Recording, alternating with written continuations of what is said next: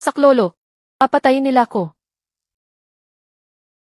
Ilayo mo ko, bilis. Ilayo mo ko, 500 ni sayo. Huwag mo kong ibalik sa kanila. Wala, ayun. Pag nahuli nila ko, patay na ko. Sakay.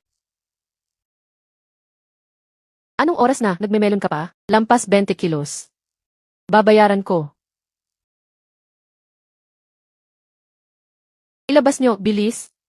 Ang layo ng tinakbo nyo sa bundok. Pre, iwan mo siya, kunin mo pera. Magkano? 50,000, 10 taong benta mo na yan. 50,000. Bakit ko siya idadamay sa gulo ko? Paano kung ayaw ko? Ano nang sabi mo? Sakay ko, ihahatid ko. Gets mo? Di kita tinatanong. Bibigyan kita ng chance. Sa'yo na rin tong buhay. Mukhang tulala si Sir Ma. Kuya, di niya alam kinalaban niya. Talag ka rin niyo si Song King. Tama na. Tumulong na siya sa akin. Huwag na natin siyang idamay. Sabi na nga ba, sayang buhay mo sa babaeng di mo kilala.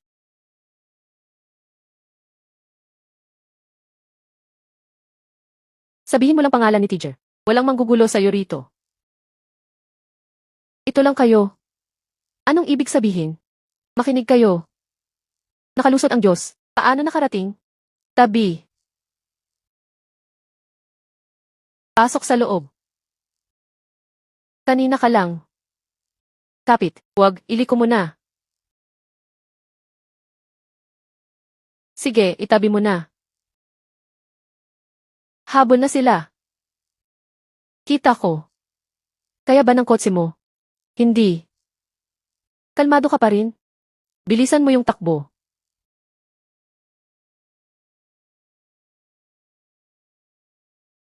Bakit? 19 na kilo yan. Mamamatay na tayo, pakialam mo sa pakwan? Siyempre, mahalaga yan. Bakit naman? Tatanungin ako ni Mama. Dumaan ka sa kaliwa. Wala nang daan sa kanan. Kaya pa. Sigurado ka? Daan ko na to. Kailan pa? 2 years ago. Alam mong sira ang kaliwa? Nasira ng baha dati. Bakit di mo sinabi agad? Hindi ka nagtanong. Ano ba talaga trabaho mo? Nagde-deliver ng pakwan. Hindi ako naniniwala. Wala na akong magagawa. Nandito na sila. Ano? Gu Chengfeng.